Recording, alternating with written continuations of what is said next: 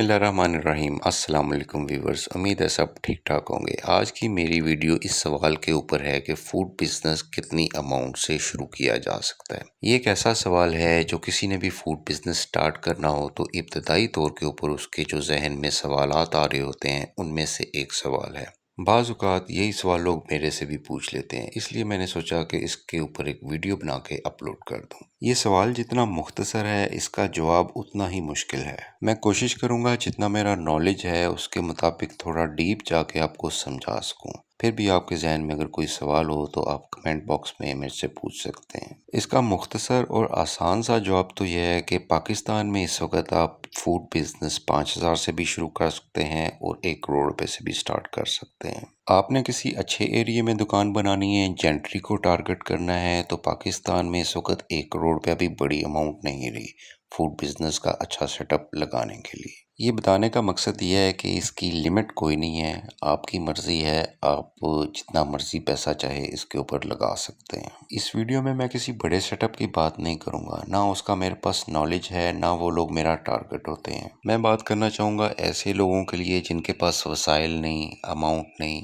घर की सतह पर या 2-4-5 लाख से कोई कारोबार शुरू करने का सोच रहे हैं। फूड बिज़नेस में इस चीज़ की आपको कोई भी गारंटी नहीं दे सकता कि आपने काम शुरू करना है तो आपका काम चल जाना है। फूड बिज़नेस में बहुत सारी चीज़ें मैटर करती हैं कि आपका काम चलना है या नहीं चलना। इस फील्ड में बाज़ इस तरह भी होता है, कोई 50,000 लाख रुपए इन्वेस्ट करके अपना काम शुरू करता है, फौरी तौर के ऊपर उसका काम चल पड़ता है। यहाँ पे मैं होम बेस्ड काम की बात नहीं कर रहा, यहाँ पे मैं बात कर रहा हूँ किसी ने मार्केट में, हॉस्पिटल के बाहर, स्कूल के बाहर, किसी कॉलेज के बाहर कोई सेटअप लगा लिया है जहाँ पे बहुत ज़्यादा लोगों का आना जाना है, वहाँ पर फौरी तौर के ऊपर भी आपको रिजल्ट मिल जाता है। चाहे उस चीज़ का टेस्ट कोई बहुत ज़्यादा आउटस्टैंडिंग ना हो, फिर भी वहाँ पे वो चीज़ बिक जाती है। और बाज़ ऐसा भी होता है कि कोई शख्स लाखों रुपया इसके बीच में इन्वेस्ट कर देता है और 6-8 महीने के बीच में वो लाखों रुपया लॉस करके अपना बिजनेस क्लोज कर देता है। फूड बिजनेस बहुत सारी चीज़ों के ऊपर डिपेंड कर रहा होता है। सबसे पहले नंबर के ऊपर आपकी लोकेशन के ऊपर डिपेंड कर रहा होता है, उसके बाद टेस्ट के ऊपर डिपेंड कर रहा होता है, आपके खाने का टेस्ट ठीक है नहीं है, कस्टमर के ऊपर डिपेंड कर रहा होता है, कस्टमर जिस एरिया में आप चीज़ बेच रहे हैं वहाँ पे विलिंग कस्टमर है नहीं है, प्राइस के ऊपर डिपेंड कर रहा होता है, आपकी कीमतें ठीक है नहीं है, कंपटीशन पे डिपेंड कर रहा होता है, आप जिस जगह पे बैठ के काम कर रहे हैं वहाँ पर कंपटीशन है नहीं है, मैन पावर आपके पास है नहीं है, इन्वेस्टमेंट आपके पास कितनी है, आप कम इन्वेस्टमेंट से काम कर रहे हैं, ज़्यादा इन्वेस्टमेंट से काम कर रहे हैं, मैनेजमेंट के ऊपर डिपेंड कर रहा होता है कि आप प्रॉपर मैनेज भी चीज़ों को कर पा रहे हैं कि नहीं कर रहे। इसी तरह मल्टीपल चीज़ें होती हैं जिनके ऊपर डिपेंड करता है कि आपका काम चलना है या नहीं चलना। आपकी सारी चीज़ें अच्छी हैं, आपकी लोकेशन अच्छी नहीं है, आप कुछ नहीं कर सकते।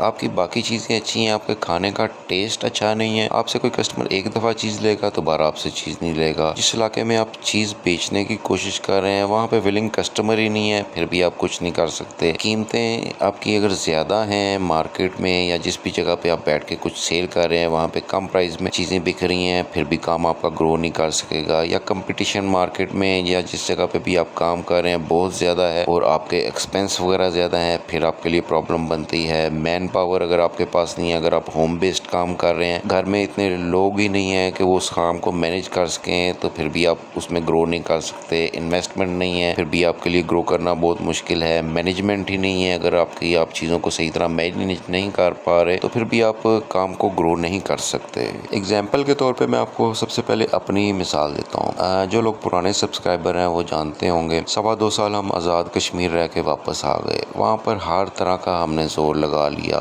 एक चीज़ हमने बनानी थी जिसका काम शुरू करना था शामी का, वो नहीं बिकी। करते करते हमने 50 की फिगर भी क्रॉस कर ली, 50+ चीज़ें हमने बना ली। ना हमने चाय छोड़ी, ना नाश्ता छोड़ा, ना फ्रोज़न फूड छोड़ी, ना घर का खाना छोड़ा, लेकिन काम वहाँ पर नहीं चल सका। वहाँ पे कस्टमर ही विलिंग नहीं था, पैसे खर्च करता ही नहीं था। दूसरी मेन एक बड़ी प्रॉब्लम ये थी कि हम जिस तरह का बनाते थे और जिस तरह की चीज़ें इस्तेमाल करते थे वो हमें कॉस्ट ही बड़ी महंगी पड़ जाती थी।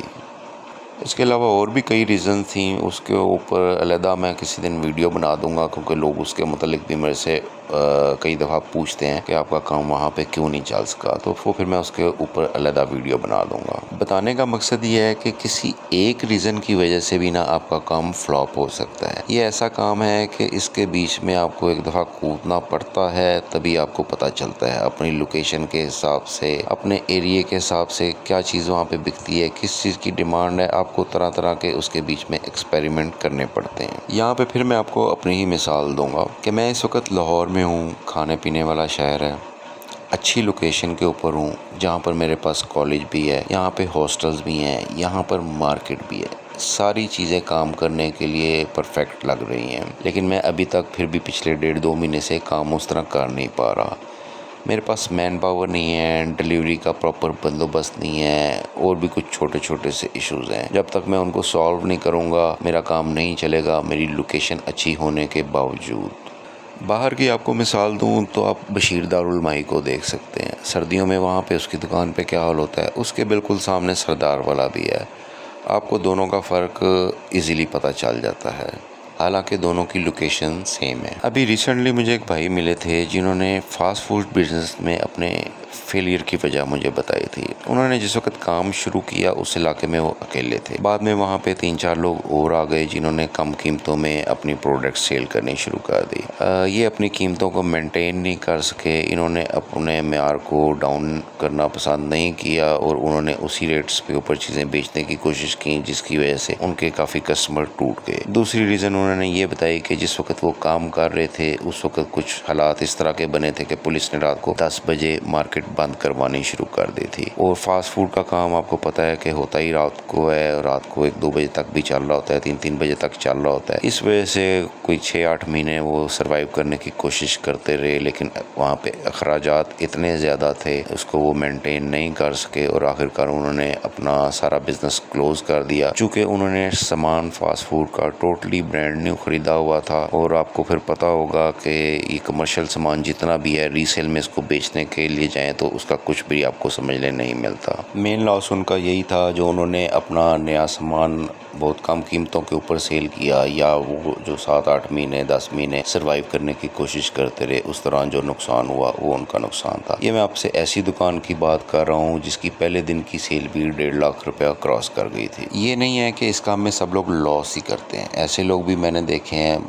بلکہ میں آپ کو اگزامپل کے طور پہ بتا بھی دیتا ہوں۔ مسلم ٹاؤن کے علاقے میں ایک بھائی نے چپس کا کام شروع کیا، اور دیکھتے ہی دیکھتے ان کا کام اتنا زیادہ چل گیا کہ وہ اب اپنا اچھا خاصا بڑا سیٹ اپ لگا کے بیٹھے ہیں۔ تو بتانے کا مقصد یہی ہے کہ بہت ساری چیزیں جو ہیں وہ میٹر کرتی ہیں اس بزنس کے چلنے نہ چلنے کے اوپر۔ فوڈ بزنس ایک ایسا بزنس ہے جس میں کامیابی کی ریشو بہت کم ہے، لیکن اگر آپ نے اس کو چلا لیا ایک دفعہ تو آپ کی نسلیں بیٹھ کے کھا سکتی ہیں۔ فوڈ بزنس کو سٹارٹ ہر کوئی کر سکتا ہے جس کے پاس بھی تھوڑی بہت انویسٹمنٹ ہے، لیکن چلا ہر کوئی نہیں سکتا۔ چلانے سے میری مراد یہ ہے کہ گھر کے پورے ایکسپینس وہ بزنس اٹھا رہا ہو۔ فوڈ بزنس کو چلانے والوں کی تعداد بہت کم ہے، اور اپنے ساتھ گھسیٹنے والوں کی تعداد بہت زیادہ ہے، میری طرح۔ بیسٹ آف لک۔ ملتے ہیں نیکسٹ کسی ویڈیو میں، تب تک کے لیے اللہ حافظ۔